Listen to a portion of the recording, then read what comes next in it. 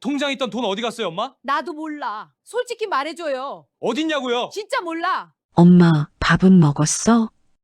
응, 먹었어. 아무도 그 대답을 끝까지 듣지 않았습니다. 아들 김태수는 현관문을 열자마자 구두를 벗으며 폰을 확인했습니다. 딸 김은정은 소파에 앉아 드라마를 보고 있었고 며느리 이수진은 주방에서 무언가를 데우고 있었습니다. 세 사람 모두 같은 공간에 있었지만 각자의 세계 안에 있었습니다. 박정혜 씨는 그 틈에서 혼자 조용히 식탁 앞에 앉아 있었습니다. 밥그릇은 이미 반쯤 비어 있었고 국은 식어 있었습니다. 그는 숟가락을 내려놓고 창밖을 봤습니다. 서울 변두리 아파트 창문 너머로 낡은 빌라들이 다닥다닥 붙어 있었고 그 사이로 저녁 하늘이 붉게 물들고 있었습니다. 박정혜 씨의 하루는 늘 같은 순서로 시작됐습니다. 새벽 5시 반에 눈을 떴습니다. 자명종이 없어도 몸이 알아서 깨어났습니다. 50년 가까이 이어온 습관이었습니다. 세수를 하고 냉장고를 열어 전날 남은 반찬을 확인하고 밥을 안쳤습니다. 가족들이 일어나기 전에 밥상이 차려져 있어야 했습니다. 그것이 그가 이 집에서 자신의 자리를 확인하는 방식이었습니다. 밥을 안치고 나면 그는 안방으로 들어가 서랍 2번째 칸을 열었습니다. 낡은 통장이 거기 있었습니다. 표지가 달아 색이 바랬지만 그는 매일 아침 그것을 꺼내 펼쳤습니다. 숫자를 확인했습니다. 잔액이 어제와 같은지, 달라진 것이 없는지, 그 숫자들은 그에게 단순한 금액이 아니었습니다. 평생을 아끼고 모은 시간의 무게였습니다. 자녀들 학비를 낼 때마다, 집안에 무슨 일이 생길 때마다 조금씩 쓰고 다시 채워온 돈이었습니다. 2천만 원. 그 숫자가 통장 안에 있는 한 그는 안심했습니다. 아무것도 가진 것이 없어도 이것만은 있다는 안도감. 그것이 박정혜 씨를 아침마다 일어나게 하는 힘이었습니다. 자녀들은 그 습관을 알면서도 신경 쓰지 않았습니다. 태수는 대기업 부장이었고 아침마다 출근 준비에 바빴습니다. 은정은 결혼 후에도 이 집에 들어와 살았는데 어딘가 어색한 동거였습니다. 수지는 남편의 어머니와 한 집에 사는 것을 겉으로 드러내지는 않았지만 그 불편함이 가끔 작은 행동으로 새어나왔습니다. 냉장고 칸을 따로 쓰자고 했을 때, 세탁기 사용 시간을 나누자고 했을 때, 정희 씨는 그때마다 그러자고 했습니다. 싸울 이유가 없었습니다. 아니, 싸울 힘이 없었습니다. 이 집에서 그는 조용한 사람이었습니다. 목소리를 높인 적이 없었습니다. 자신의 것을 요구한 적도 없었습니다. 밥을 짓고 빨래를 개고 청소를 하고 손자들이 오면 돌봤습니다. 그것이 자신의 역할이라고 생각했습니다. 누가 시킨 것이 아니었습니다. 그냥 오래 살다 보니 그렇게 굳어진 자리였습니다. 하지만 밤이 되면 달랐습니다. 자녀들이 각자 방으로 들어가고 거실이 조용해지면 그는 다시 식탁 앞에 앉았습니다. 아무것도 하지 않고 그냥 앉아 있었습니다. 창밖에 가로등이 오래된 아스팔트를 비추고 이따금 지나가는 차 소리가 들렸습니다. 그 시간이 하루 중 유일하게 자기 자신으로 있을 수 있는 순간이었습니다. 그는 그 시간에 종종 오래된 생각을 꺼냈습니다. 큰아들 도연의 얼굴이었습니다. 도연은 이 집에 없었습니다. 15년이 넘었습니다. 집을 떠난 건 아버지와의 다툼이 계기였지만 그 다툼이 왜 그렇게 깊어졌는지는 아무도 정확히 기억하지 못했습니다. 정혜 씨도 마찬가지였습니다. 기억나는 건 도연이 짐을 싸던 등이었습니다. 뒤돌아보지 않고 나가던 그 걸음이었습니다. 그리고 그날 이후 걸려오지 않은 전화들이었습니다. 태수와 은정은 형의 이름을 입에 올리지 않았습니다. 어머니 앞에서는 특히 더 다들 모른 척 했습니다. 하지만 정혜 씨는 알고 있었습니다. 그 침묵 안에 각자의 감정이 담겨 있다는 것을. 태수는 형을 원망했고, 은정은 슬퍼했고, 수지는 그 사람의 존재 자체가 불편했습니다. 그리고 정희 씨는 미안했습니다. 그 미안함이 어디서 시작됐는지도 이제는 흐릿했습니다.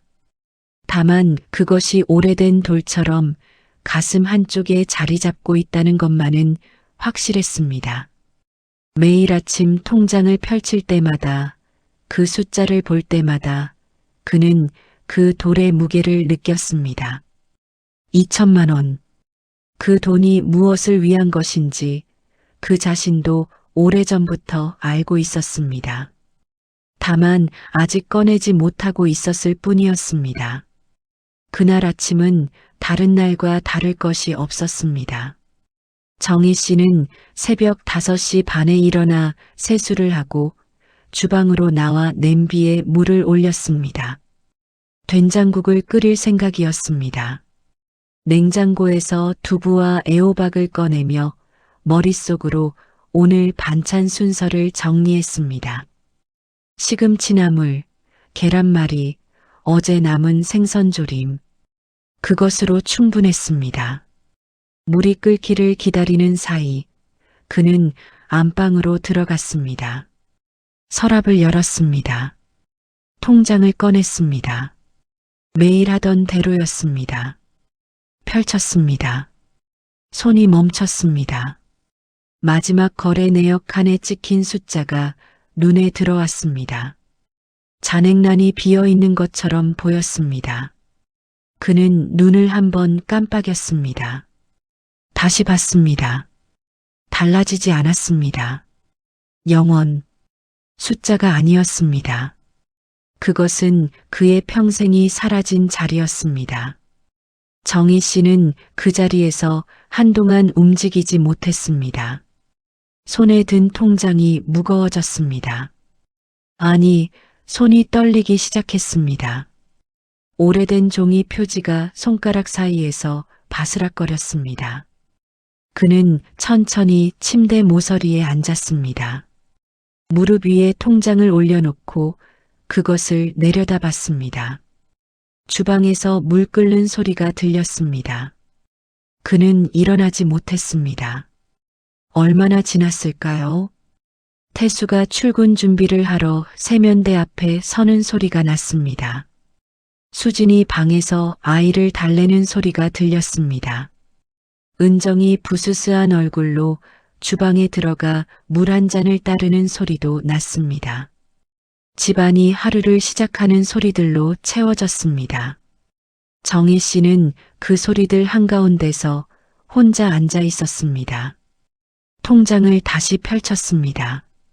손가락으로 마지막 숫자를 짚었습니다. 차가운 종이 표면이었습니다. 2천만 원이 빠져나간 날짜가 찍혀 있었습니다. 며칠 전이었습니다. 인출이었습니다. 창구거래. 그것이 전부였습니다. 그는 통장을 덮었습니다. 서랍 안에 다시 넣었습니다. 주방으로 나가 국을 저었습니다. 애호박이 너무 익어 물러져 있었습니다. 그는 그것을 그대로 불을 줄이고 뚜껑을 닫았습니다. 밥상을 차렸습니다. 아무 일도 없는 것처럼 늘 하던 대로. 하지만 손이 멈추는 순간이 있었습니다. 젓가락을 식탁 위에 놓다가 그 손이 허공에서 잠깐 멈췄습니다. 손가락이 젓가락 위에 얹힌 채로 움직이지 않았습니다. 그 짧은 멈춤을 아무도 보지 못했습니다. 가족들이 하나둘 식탁 앞에 앉았습니다. 밥을 먹는 동안 대화는 없었습니다. 늘 그랬습니다. 태수는 폰을 보며 먹었고, 수지는 아이 밥을 먹이느라 바빴고, 은정은 빠르게 먹고 방으로 들어갔습니다. 정혜 씨는 자리에 앉았지만 수저를 들지 않았습니다. 아무도 그것을 알아채지 못했습니다. 사흘이 지났습니다. 정혜 씨는 그 사흘 동안 아무 말도 하지 않았습니다. 밥을 짓고 치우고 청소를 하고 손자가 오면 봐줬습니다. 통장 이야기는 꺼내지 않았습니다. 아무도 묻지 않았습니다. 애초에 그 통장이 거기 있다는 사실을 자세히 아는 사람도 없었습니다. 하지만 그의 얼굴이 달라지고 있다는 것을 아주 예민한 사람이라면 알아챌 수 있었을 것입니다. 눈빛이었습니다. 늘 조용하고 어딘가 흐릿했던 눈빛이 그 사흘 사이 무언가를 결정한 사람의 눈빛으로 바뀌어 가고 있었습니다. 사흘째 되던 저녁이었습니다. 태수가 퇴근해서 들어오자마자 수진이 주방에서 나오며 그를 불렀습니다. 목소리가 낮았습니다. 둘이 현관 쪽에서 짧게 무언가를 주고받더니 거실로 나왔습니다. 마침 은정도 방에서 나오던 참이었습니다. 태수가 말했습니다. 어머니, 통장 좀 볼게요. 정희 씨는 텔레비전 앞에 앉아 있다가 아들을 봤습니다. 표정을 읽을 수 없었습니다. 왜? 그냥요. 한번 보려고요. 정희 씨는 잠시 그를 바라봤다가 안방으로 들어갔습니다. 서랍에서 통장을 꺼내 내밀었습니다. 태수는 그것을 받아 펼쳤습니다. 마지막 페이지를 찾았습니다. 잔액칸을 봤습니다. 방안이 조용해졌습니다. 이게 무슨... 태수의 목소리가 갈라졌습니다. 수진이 다가와 함께 들여다봤습니다. 은정이 그 뒤에 서서 고개를 뺏겼습니다. 세 사람이 통장 한 장을 들여다보는 동안 정희 씨는 아무 말도 하지 않았습니다. 어머니, 2천만 원이 없어요. 알아. 그 대답이 나오는 순간 공기가 달라졌습니다. 태수는 통장을 손에 쥔 채로 어머니를 봤습니다. 수지는 남편 얼굴을 봤다가 시어머니 얼굴을 봤습니다. 은정은 그 자리에서 굳었습니다. 셋 모두 같은 생각을 하고 있었지만 아무도 먼저 말을 꺼내지 못했습니다. 정희 씨는 그 시선들을 받으며 천천히 의자를 당겨 앉았습니다. 그날 저녁부터 집안 분위기가 달라졌습니다. 대놓고 드러나는 것은 없었습니다. 하지만 서로를 보는 눈이 달라졌습니다. 수지는 저녁을 먹으며 말이 없었고 눈길이 남편에게 자주 갔습니다. 은정은 주방 정리를 하다가 손을 멈추고 생각에 잠겼습니다. 태수는 방에서 나오지 않았습니다. 의심은 소리를 내지 않습니다. 그냥 공기처럼 퍼집니다. 누가 먼저 말하지 않아도 같은 공간에 있는 사람들의 몸이 먼저 압니다. 어깨가 굳어지고 눈길이 조심스러워지고 말을 고르게 됩니다. 이 집이 딱 그랬습니다. 그날 밤 수진이 태수에게 속삭였습니다. 혹시 형님이 가져간 거 아닐까요? 태수는 대답하지 않았습니다. 하지만 부정하지도 않았습니다. 그 침묵이 수진에게는 동의처럼 들렸습니다. 다음 날 아침 은정이 먼저 말을 꺼냈습니다. 오빠, 수진 언니 아닐까? 공용 카드 쓰는 거 봤는데. 태수가 표정을 굳혔습니다. 그거 내가 쓰라고 한 거야. 그래도 뭐. 형제 사이에 날이 섰습니다.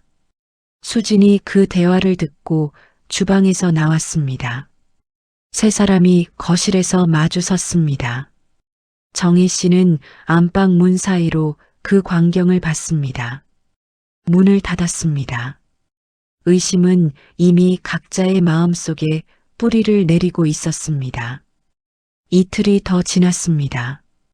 그 이틀 동안 가족들은 각자 속으로 무언가를 끓였습니다. 밥은 같이 먹었지만 대화가 없었고 거실에서 마주쳐도 눈을 피했습니다. 수지는 행동 하나하나가 조심스러워졌고 은정은 반대로 괜히 더 날카로워졌습니다. 태수는 집에 들어오면 방으로 직행했습니다.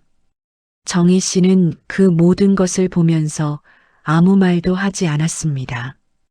터진 건 아무것도 아닌 일 때문이었습니다. 저녁상을 치우다가 은정이 수진에게 말했습니다.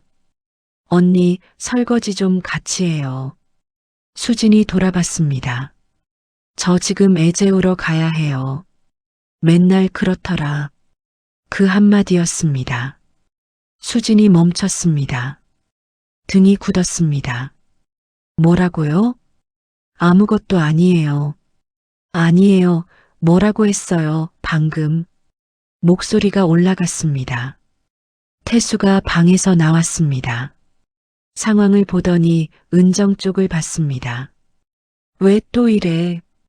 오빠, 나만 이러는 거 아니잖아. 수진 언니가 맨날. 은정아, 오빠는 항상 언니 편이잖아. 그 말이 나오자 거실이 터졌습니다.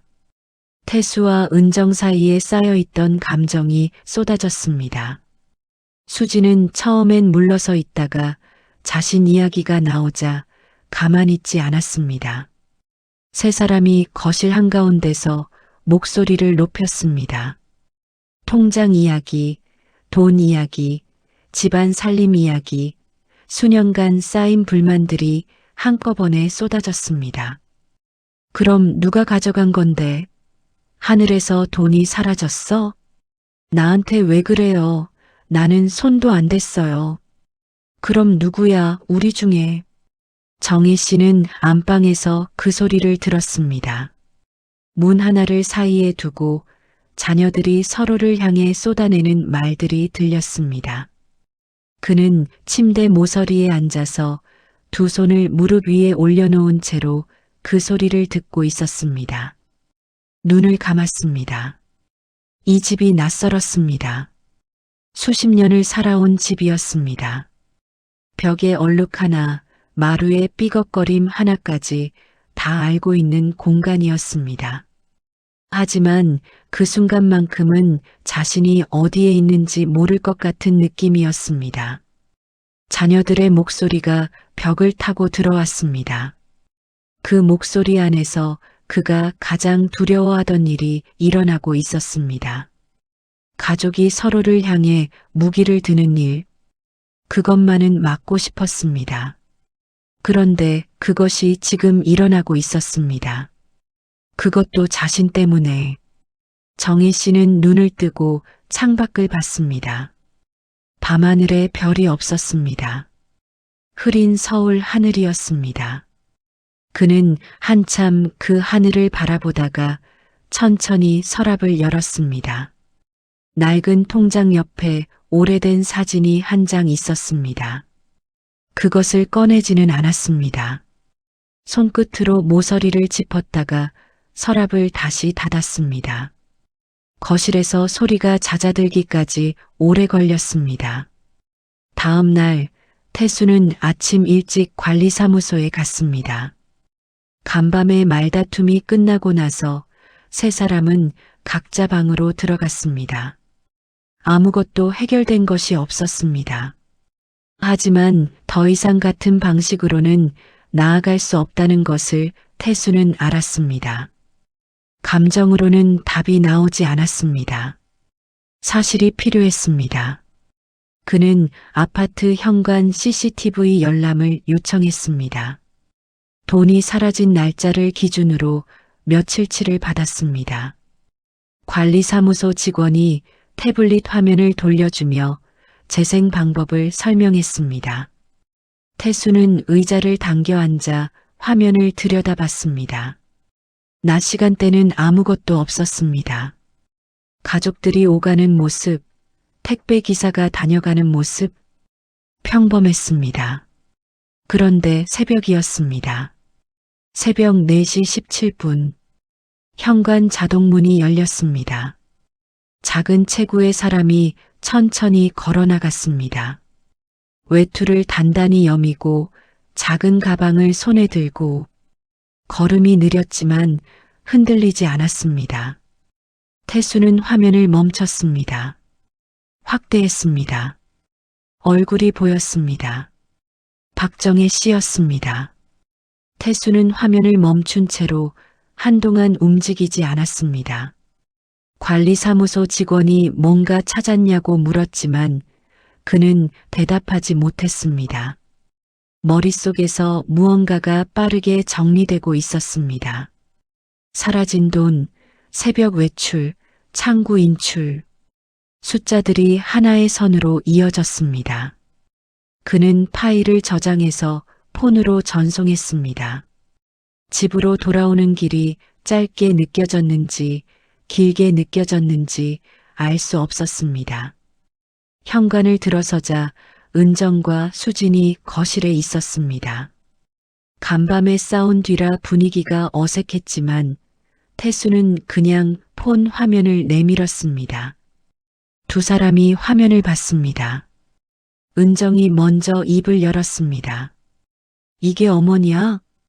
태수는 고개를 끄덕였습니다. 수지는 말이 없었습니다. 화면 속 작은 뒷모습을 보며 표정이 굳었습니다. 세 사람은 거실에 서서 한동안 아무 말도 하지 않았습니다. 그 침묵 안에서 어젯밤의 의심과 분노가 전혀 다른 방향을 향하기 시작했습니다. 서로를 향하던 날이 이제 공통의 물음표 앞에 놓였습니다. 어머니가 왜? 어디에? 누구에게? 안방 문은 닫혀 있었습니다. 문 안쪽에서 아무 소리도 나지 않았습니다. 정희 씨는 조용히 있었습니다. 늘 그랬듯이. 하지만 이번엔 달랐습니다. 그 침묵이 숨기는 것이 있다는 걸 이제 세 사람 모두 알았습니다. 태수가 안방 문을 두드렸습니다. 노크 소리가 조용한 집안에 울렸습니다. 한 번, 두 번, 대답이 없었습니다. 태수는 잠시 기다리다가 문을 열었습니다. 정희 씨는 창가 의자에 앉아 있었습니다. 무릎 위에 손을 얹고 창밖을 바라보고 있었습니다. 아들이 들어오는 것을 알면서도 고개를 돌리지 않았습니다. 태수는 방 안으로 들어갔습니다. 은정과 수진이 문 밖에 서 있었습니다. 그는 어머니 맞은편 침대 모서리에 앉았습니다. 폰을 꺼내 CCTV 영상을 틀었습니다. 화면을 어머니 쪽으로 돌렸습니다. 정희 씨는 그것을 봤습니다. 새벽 4시 17분. 외투를 여미고 걸어나가는 자신의 뒷모습. 화면 속 사람은 느리지만 흔들림이 없었습니다. 어디로 가는지 알고 있는 사람의 걸음이었습니다. 정희 씨는 화면에서 눈을 걷었습니다. 그리고 다시 창밖을 봤습니다. 태수가 물었습니다. 목소리를 최대한 낮췄습니다. 화를 내지 않으려고 애쓰는 것이 목소리에서 느껴졌습니다. 어머니, 돈 어디 갔어요? 대답이 없었습니다. 어머니, 정혜 씨의 손이 무릎 위에서 움직였습니다. 손가락이 천천히 옷자락을 쥐었다가 폈습니다. 그뿐이었습니다. 말은 나오지 않았습니다. 은정이 문 쪽에서 들어왔습니다. 목소리가 갈라져 있었습니다. 엄마, 우리한테 말해야지. 도대체 왜 그랬어? 그 돈이 얼마인데? 정혜 씨는 딸을 봤습니다. 잠깐이었습니다. 그리고 다시 시선을 내렸습니다. 수지는 문 앞에 서 있었습니다. 아무 말도 하지 않았습니다. 하지만 그 침묵이 어떤 말보다 더 많은 것을 담고 있었습니다. 이 집에서 가장 바깥에 있는 사람이 느끼는 불편함. 가족이라는 이름 안에 완전히 들어오지 못한 사람의 자리. 수지는 그냥 거기 서 있었습니다. 방 안에 네 사람이 있었습니다. 하지만 각자 다른 곳에 있었습니다. 태수는 다시 물었습니다. 어머니가 직접 뽑은 거 맞죠? 정희 씨가 짧게 고개를 끄덕였습니다. 그 작은 움직임이 방 안의 긴장을 한꺼번에 바꿨습니다. 은정이 입술을 깨물었습니다. 태수는 폰을 내려놓았습니다. 수지는 문틀을 짚었습니다. 어디에 쓴 거예요? 태수의 목소리에서 억누르던 것이 조금 새어나왔습니다. 정희 씨는 대답하지 않았습니다. 그 침묵이 길어질수록 방 안의 공기는 더 무거워졌습니다. 아무도 소리를 지르지 않았습니다. 하지만 소리보다 더 무거운 것이 그 방 안을 채우고 있었습니다. 설명되지 않는 것 앞에서 사람이 느끼는 감각, 믿었던 것이 흔들릴 때의 감각이었습니다. 은정이 먼저 방에서 나갔습니다. 태수는 잠시 더 앉아 있다가 일어났습니다. 문 앞에서 한번 어머니를 돌아봤습니다. 정희 씨는 여전히 창밖을 보고 있었습니다. 표정이 없었습니다. 아니, 너무 많은 것이 담겨 있어서 읽을 수 없는 얼굴이었습니다. 문이 닫혔습니다. 정희 씨는 혼자 남았습니다. 그는 천천히 서랍을 열었습니다. 손이 안으로 들어가 익숙한 것을 찾았습니다. 낡은 사진이었습니다. 꺼내지는 않았습니다. 손끝으로 표면을 한번 쓸었습니다. 사진 속 얼굴이 손가락 밑에서 느껴지는 것 같았습니다. 그는 서랍을 닫았습니다. 눈을 감았습니다. 사흘이 지나도 정희 씨는 아무 말도 하지 않았습니다. 자녀들은 각자의 방식으로 그 침묵을 견뎌냈습니다. 태수는 퇴근 후 혼자 거실에 앉아 오래된 통장 거래 내역을 들여다봤습니다. 은정은 방 안에서 지인들에게 전화를 걸어 혹시 어머니가 외부에서 무언가에 관여했는지 물었습니다. 수지는 말없이 집안일을 했습니다. 무언가를 알고 싶은 것인지 모른 척하고 싶은 것인지 자신도 몰랐습니다. 그러던 중 태수가 은행에 직접 찾아갔습니다. 창구 거래 확인을 요청했습니다. 직원이 잠시 내부를 확인하더니 돌아왔습니다.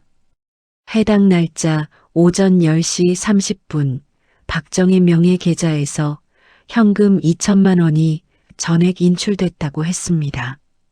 본인이 직접 창구에서 처리했고 신분증 확인도 정상적으로 이뤄졌다고 했습니다.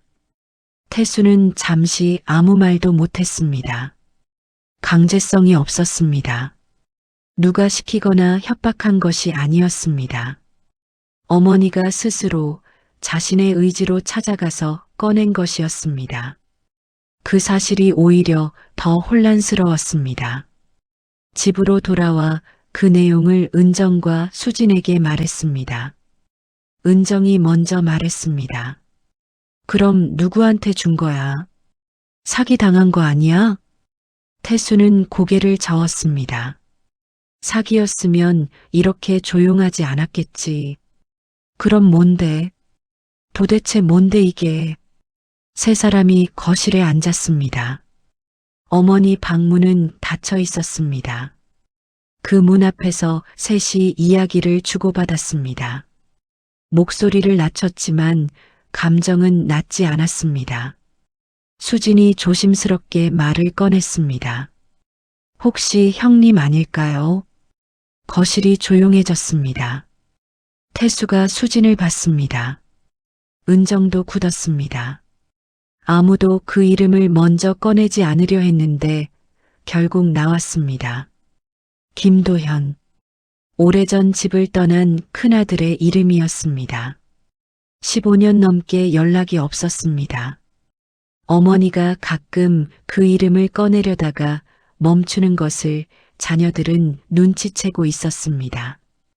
하지만 다들 그냥 넘겼습니다. 꺼내봤자 아무것도 달라지지 않는 이야기라고 생각했습니다. 그런데 지금 그 이름이 2천만 원과 함께 떠오르고 있었습니다. 태수는 한참 아무 말도 하지 않았습니다. 그러다 자리에서 일어나 어머니 방문 앞에 섰습니다. 노크를 했습니다. 어머니, 잠깐 나와 보세요. 방 안에서 움직이는 소리가 났습니다.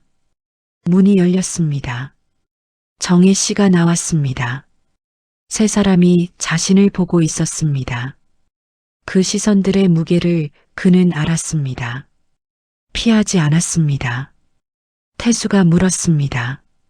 도연이한테 준 거예요? 정혜 씨의 눈이 움직였습니다. 그 한 번의 눈 떨림이 대답이었습니다. 은정이 소파에 주저앉았습니다. 수지는 뒤로 한 걸음 물러섰습니다. 태수는 눈을 감았다가 떴습니다. 목소리가 낮아졌습니다. 낮을수록 더 무거웠습니다. 그 사람이 연락을 했어요? 어머니한테? 정혜 씨가 천천히 고개를 끄덕였습니다. 언제부터요? 한 달 됐어. 처음으로 어머니의 목소리가 나왔습니다. 작고 낮은 목소리였습니다. 하지만 흔들리지 않았습니다. 은정이 눈물이 고인 눈으로 말했습니다. 엄마, 그 사람이 뭐라고 했길래 15년 동안 연락도 없던 사람이. 정혜 씨는 딸을 봤습니다. 아들을 봤습니다. 며느리를 봤습니다. 세 사람의 얼굴에 담긴 것들을 천천히 읽었습니다. 분노, 배신감, 당혹감. 그것들이 모두 자신을 향해 있었습니다. 그는 다시 안방으로 들어갔습니다. 이번에는 서랍을 열고 사진을 꺼냈습니다. 거실로 나와 식탁 위에 놓았습니다. 낡고 모서리가 접힌 사진이었습니다. 젊은 정혜 씨와 어린 네 남매가 찍힌 사진이었습니다. 맨 왼쪽에 서 있는 아이가 도연이었습니다. 웃고 있었습니다. 아직 아무것도 어긋나기 전의 얼굴이었습니다. 세 사람이 그 사진을 들여다봤습니다. 정혜 씨가 말했습니다. 평생 미안해서 한 번은 기회를 주고 싶었어. 그 말이 끝나고 방 안이 조용해졌습니다. 누군가 울고 있었습니다. 소리가 없는 울음이었습니다. 은정이었습니다. 태수는 사진을 내려다보며 아무 말도 하지 않았습니다. 수지는 그 자리에서 천천히 주방으로 들어갔습니다. 아무것도 하지 않으면서도 거기 있어야 할 것 같아서였습니다. 정희 씨는 식탁 의자에 앉았습니다. 사진 위에 손을 얹었습니다. 손이 떨리지 않았습니다. 다 말했습니다. 이제 남은 것은 이 가족이 어떻게 받아들이느냐였습니다. 그것은 그가 결정할 수 있는 것이 아니었습니다. 그는 기다렸습니다. 그날 밤은 아무도 잠들지 못했습니다. 태수는 거실 소파에 앉아 새벽 2시가 넘도록 움직이지 않았습니다. 불도 켜지 않았습니다. 창밖에서 들어오는 가로등 빛만이 거실을 희미하게 밝혔습니다. 그는 그 어둠 속에서 오래된 것들을 꺼내봤습니다. 도연 형과 마지막으로 대화했던 날. 그날 형이 뭐라고 했는지는 기억나지 않았습니다.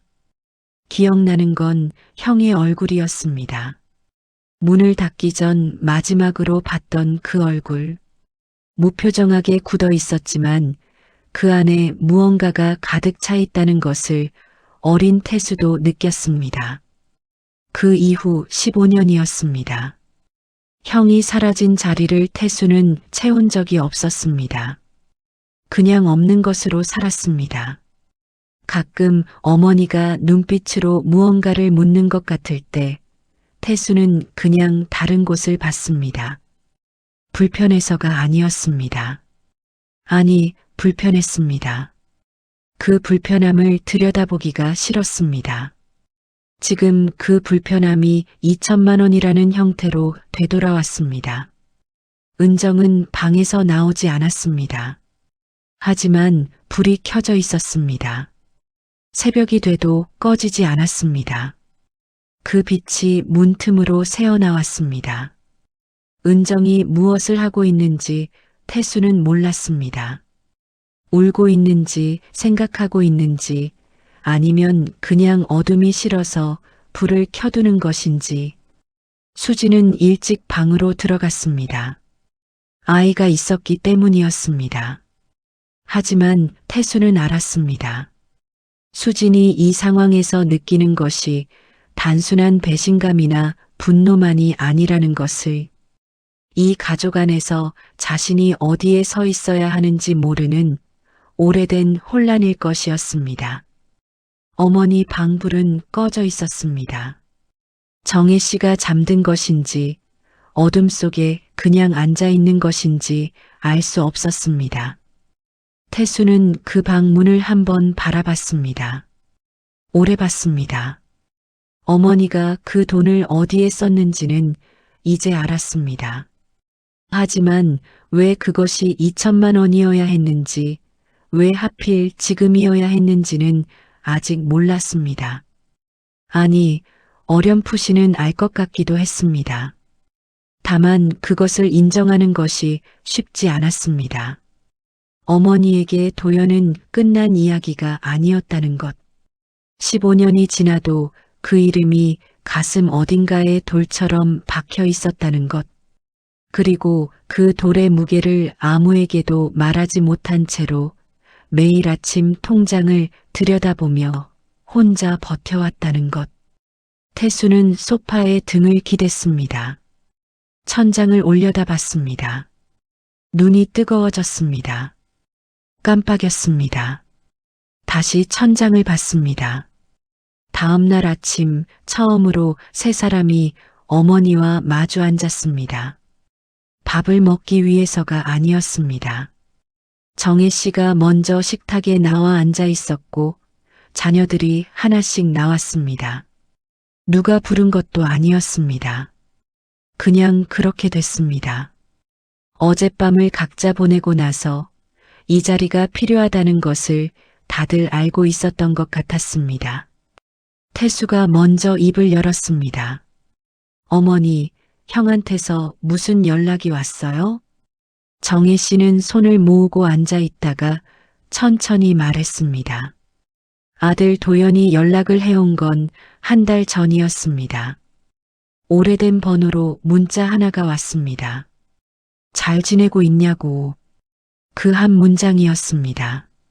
정희 씨는 그 문자를 보고 한참을 앉아 있었습니다. 답장을 해야 할지 말아야 할지. 결국 짧게 답했습니다.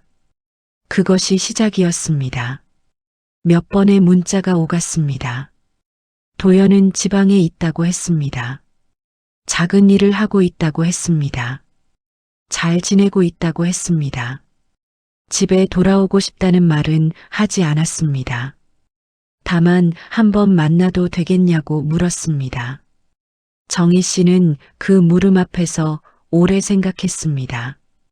태수와 은정이 어떻게 반응할지 알고 있었습니다. 수진이 얼마나 불편해할지도 알았습니다. 하지만 그것보다 먼저 자신이 느끼는 것이 있었습니다. 수십 년 동안 마음 한쪽에 얹혀있던 미안함. 그것을 이 기회에 내려놓지 않으면 평생 내려놓지 못할 것 같다는 감각이었습니다. 그래서 돈을 챙겼습니다. 만나서 주고 싶었습니다. 말 대신 은정이 물었습니다. 왜 우리한테는 말 안 했어, 엄마? 정희 씨는 잠깐 눈을 내렸다가 딸을 봤습니다. 말했으면 만나게 해줬겠어? 아무도 대답하지 못했습니다. 그 침묵이 정직한 대답이었습니다. 수지는 찻잔을 두 손으로 감싸 쥐었습니다. 태수는 식탁 위를 내려다봤습니다. 은정은 눈물을 참았습니다. 정희 씨가 조용히 말을 이었습니다. 그 아이도 내 자식이야. 잘못을 했어도 오래 미안했어. 한 번은 괜찮다고 말해주고 싶었어. 그 말이 식탁 위에 놓였습니다. 아무도 건드리지 않았습니다. 며칠이 지났습니다. 집안의 공기가 달라졌습니다. 폭발하듯 터졌던 것들이 가라앉았고 그 자리에 무언가 다른 것이 들어차기 시작했습니다. 분노는 여전히 있었습니다. 하지만 그것이 향하는 방향이 조금씩 바뀌고 있었습니다. 서로를 향하던 시선이 이제는 조금 더 복잡한 곳으로 향하고 있었습니다. 은정은 혼자 산책을 나갔다가 1시간이 넘어서야 돌아왔습니다. 돌아왔을 때 눈이 약간 부어 있었습니다. 아무것도 묻지 않았습니다. 수진도 보고도 못 본 척했습니다. 그날 저녁 은정이 어머니 방에 들어가 한참 있다가 나왔습니다. 무슨 말을 나눴는지 아무도 몰랐습니다. 수지는 어느 날 저녁 태수에게 말했습니다. 어머니 많이 외로우셨던 것 같아요. 태수가 수진을 봤습니다. 수지는 그냥 앞을 보며 말을 이었습니다. 매일 아침 혼자 일어나서 혼자 밥하고 우리 나갈 때 혼자 있다가 그 시간이 길었겠다 싶어서요. 태수는 아무 말도 하지 않았습니다. 하지만 그 말이 어딘가에 박혔습니다. 뽑히지 않는 방식으로 그가 어머니의 하루를 제대로 들여다본 것이 언제였는지 떠올려 봤습니다. 생각나지 않았습니다. 밥이 차려져 있으면 먹고 청소가 돼 있으면 당연하게 여기고 어머니가 무엇을 하며 하루를 보내는지 물어본 기억이 없었습니다. 매일 옆에 있었지만 어머니가 어떤 사람인지 들여다보지 않았습니다. 그 생각이 들자 태수는 오래 앉아 있었습니다. 며칠 뒤 태수가 어머니 방에 들어갔습니다. 정희 씨는 창가에 앉아 있었습니다. 늘 앉는 자리였습니다. 태수는 그 맞은편 침대에 앉았습니다. 예전에 CCTV를 보여주러 들어왔던 것과 같은 자리였지만 분위기는 완전히 달랐습니다. 태수가 말했습니다. 형 찾아보죠, 어머니. 정혜 씨가 아들을 봤습니다. 직접 만나보고 형이 어떻게 지내는지 봐야 할 것 같아요. 그냥 이렇게 있으면 안 될 것 같아서. 정희 씨는 한동안 아들의 얼굴을 들여다봤습니다. 무언가를 확인하는 눈이었습니다. 이 말이 진심인지 아니면 어머니를 달래려는 말인지. 태수의 얼굴은 피곤했지만 흔들리지 않았습니다. 정혜 씨가 천천히 물었습니다. 화 안 났어? 태수는 바로 대답하지 않았습니다. 잠시 생각하다가 말했습니다. 났죠. 지금도요. 근데 그것보다 말을 잠깐 멈췄습니다. 어머니가 혼자 그 무게 들고 있던 게 더 마음에 걸려요. 정희 씨의 눈가가 움직였습니다. 눈물이 나오려는 것을 참는 것 같았습니다. 그는 시선을 창밖으로 돌렸습니다. 바깥 하늘이 맑았습니다.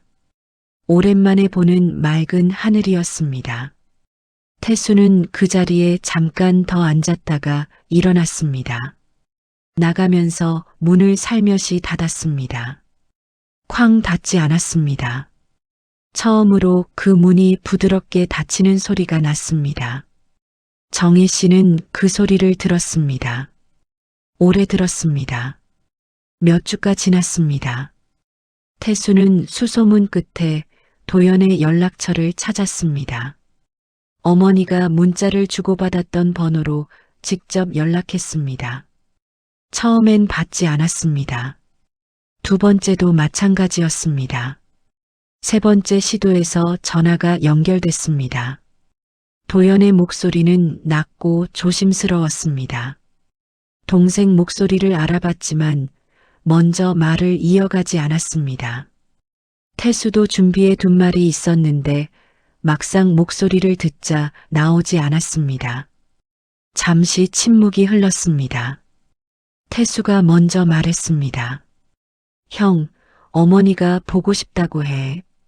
도연이 대답했습니다. 알아. 또 침묵이 흘렀습니다. 한번 올 수 있어? 전화기 너머에서 도연이 숨을 고르는 소리가 들렸습니다. 갈게. 도연이 온 날은 평일 오전이었습니다. 태수와 은정은 미리 일정을 조정해서 집에 있었습니다. 수지는 아이를 데리고 잠깐 나가 있겠다고 했습니다. 배려였습니다. 말로 하지 않았지만 그 자리를 비워주는 것이 자신이 할 수 있는 일이라는 것을 알고 있었습니다. 초인종이 울렸습니다. 정혜 씨가 먼저 일어났습니다. 태수가 문을 열었습니다. 도연이 서 있었습니다. 나이가 들어 있었습니다. 기억 속 얼굴보다 주름이 많았고 머리에도 흰 것이 섞여 있었습니다. 입고 있는 옷은 단정했지만 낡았습니다. 손에는 아무것도 들고 있지 않았습니다. 그냥 빈손이었습니다. 도연이 안으로 들어왔습니다. 정혜 씨가 마주 섰습니다. 두 사람은 말이 없었습니다. 어머니와 아들이 15년 만에 같은 공간에 섰는데 아무 소리도 나지 않았습니다. 그 침묵이 이상하지 않았습니다. 오히려 말보다 더 많은 것이 그 안에 있었습니다. 정혜 씨가 먼저 손을 내밀었습니다. 도연의 손을 잡았습니다. 도연의 눈이 흔들렸습니다. 식탁에 다 같이 앉았습니다. 어색했습니다. 당연했습니다. 15년이 쌓인 자리였습니다. 하지만 밥이 있었습니다. 정혜 씨가 아침부터 준비한 음식이었습니다. 미역국, 잡채, 두부조림. 도연이 어릴 때 좋아하던 것들이었습니다. 도연이 식탁 위를 봤습니다. 눈빛이 흔들렸습니다. 밥을 먹는 동안 대화는 많지 않았습니다. 하지만 조금씩 말이 오갔습니다. 지방에서 뭘 하는지, 어디에 사는지, 건강은 어떤지, 깊은 이야기들이 아니었습니다. 하지만 그 표면 아래에서 무언가가 녹고 있었습니다. 오래 굳어있던 것이 밥상 앞에서 조금씩 풀리고 있었습니다. 밥이 끝난 뒤 도연이 가방에서 봉투를 꺼냈습니다. 식탁 위에 올려놓았습니다. 태수가 봤습니다. 두꺼운 봉투였습니다. 도연이 말했습니다. 이건 제가 받을 자격이 없습니다. 정혜 씨가 봉투를 받습니다. 한 번도 쓰지 않았어요. 받고 나서 생각했는데 이건 아니다 싶었어요. 어머니 마음은 알겠는데 이 돈은 제가 가질 수 없어요. 방안이 조용해졌습니다. 태수는 그 봉투를 한동안 내려다봤습니다. 은정은 손으로 입을 가렸습니다. 정혜 씨는 아들을 봤습니다. 그 얼굴에서 15년을 읽으려 했습니다. 도연이 다시 말했습니다. 어머니, 저 괜찮아요. 진짜로요. 정혜 씨의 눈에서 눈물이 떨어졌습니다. 소리가 없었습니다. 그냥 천천히 흘렀습니다. 손으로 닦지도 않았습니다. 그대로 흐르게 뒀습니다. 오래 참아온 사람이 더 이상 참지 않을 때의 울음이었습니다. 도연이 돌아간 뒤 봉투는 다시 서랍 안에 들어갔습니다. 통장이 다시 채워졌습니다. 숫자가 원래대로 돌아왔습니다. 하지만 정희 씨는 그날 이후 통장을 꺼내는 횟수가 줄었습니다. 매일 아침 확인하던 습관이 이틀에 한 번이 됐고, 그러다 며칠에 한 번이 됐습니다. 숫자가 그에게 주던 것이 달라진 것인지 아니면 숫자 말고 다른 것이 생긴 것인지는 몰랐습니다. 가족들도 조금씩 달라졌습니다. 태수는 퇴근하고 나서 가끔 어머니 방에 들어가 앉았습니다. 특별한 이야기를 나누는 것이 아니었습니다. 그냥 잠깐 앉았다가 나오는 것이었습니다. 그것이 전과는 달랐습니다. 은정은 밥을 먹고 나서 설거지를 혼자 다 하는 날이 생겼습니다. 수지는 어머니한테 먼저 말을 거는 횟수가 늘었습니다. 작은 것들이었습니다. 하지만 작은 것들이 쌓이면 달라집니다. 도영과는 가끔 연락이 됐습니다. 자주는 아니었습니다. 하지만 이제 연락이 되는 번호가 생겼습니다. 그것으로 충분했습니다. 어느 저녁 가족이 다 같이 식탁에 앉았습니다. 특별한 날이 아니었습니다. 그냥 저녁이었습니다. 밥이 있었고 국이 있었고 반찬이 있었습니다. 태수가 수저를 들었고 은정이 국을 떴고 수진이 아이 앞에 밥을 놓았습니다. 정혜 씨가 자리에 앉았습니다. 그는 식탁을 둘러봤습니다. 자녀들의 얼굴을, 며느리의 얼굴을, 아이의 얼굴을, 그 얼굴들이 자신 주위에 있었습니다. 밥 먹는 소리가 났습니다. 수저 소리, 국 떠먹는 소리, 아이가 뭔가를 쏟아서 웃음이 나는 소리. 정혜 씨가 웃었습니다. 작고 조용한 웃음이었습니다. 누가 먼저 알아채지 못할 수도 있는 웃음이었습니다. 하지만 태수가 봤습니다. 은정이 봤습니다. 이번에는 혼자가 아니었습니다. 돈이 아닌 마음이 돌아왔던 날, 그날이 진짜 시작이었습니다. 구독과 좋아요를 눌러주시면 이야기를 만드는 제게 정말 큰 힘이 됩니다. 시청해주셔서 감사합니다.